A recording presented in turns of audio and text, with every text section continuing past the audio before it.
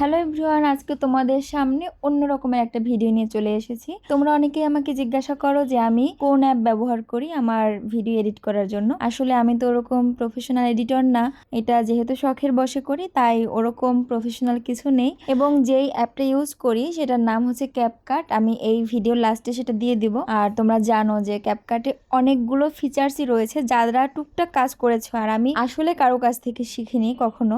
Even আমি ইউটিউবের tutorial পর্যন্ত দেখিনি। এখন এটা বলতে পারো আমার আলসেমি। যদি আমি আর একটু টিউটোরিয়াল বা ভালো করে কিছু দেখে নিতাম সেক্ষেত্রে কিন্তু আরো অ্যাডভান্স লেভেলের এডিট করতে পারতাম। যদিও আমার ধৈর্য শক্তি খুব খুব কম, যার কারণে আসলে পারি না।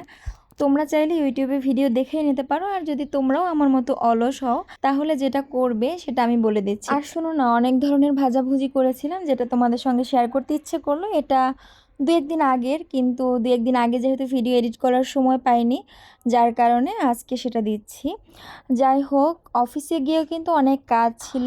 মানে কাজ তো থাকেই, বলো, লেকচার রেডি করতে হয় তো নাকি। এখন আগের মতো তো আর সময় নেই যে আমি স্টুডেন্ট কোনো একটা সার্চ করে পড়ে নিলাম, ম্যাডাম যা দিল পড়ে নিলাম। যখন আমি ম্যাডাম হয়ে গেছি আমার তো কিছু রেসপন্সিবিলিটি থাকবেই।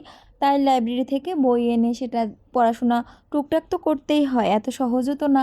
যারা মনে করো যে টিচিংটা কত সুন্দর তাদের জন্য বলছি, পড়াশোনা কিন্তু যে পছন্দ করি না আমরা, এটা কিন্তু সবারই একটা বৈশিষ্ট্য।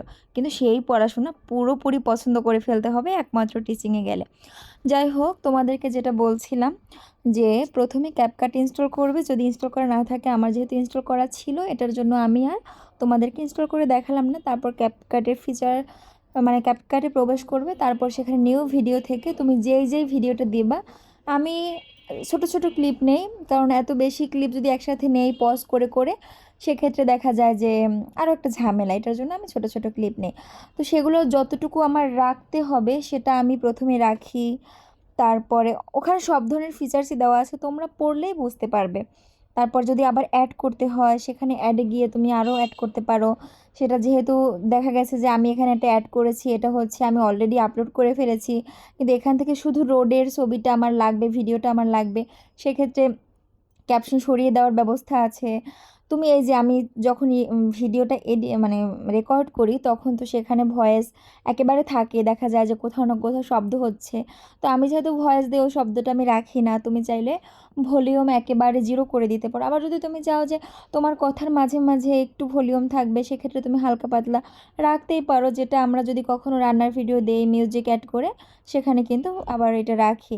আবার এখানে অনেকগুলো ফিচার্সই আছে। তুমি প্রথমে এটা শেখো যে ভিডিও কিভাবে এখানে ইনসার্ট করতে হয় এবং সেটাকে অ্যাকচুয়ালি কিভাবে কাটে, অ্যাকচুয়ালি কিভাবে সাউন্ড রিডিউস করে, মানে রিডিউস নয়েজ করে। যেমন আমি এখন যে কথা বলছি স্বাভাবিকভাবেই আমার ঘরের আশেপাশে কোথাও না কোথাও কোনো শব্দ হচ্ছে, বাসার সামনে থেকে রিক্সা যাচ্ছে শব্দ হচ্ছে।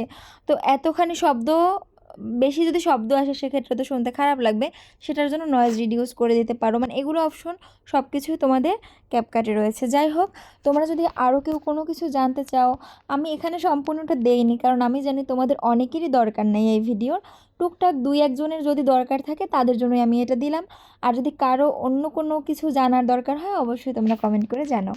আজকের মতো এতটুকুই, টাটা।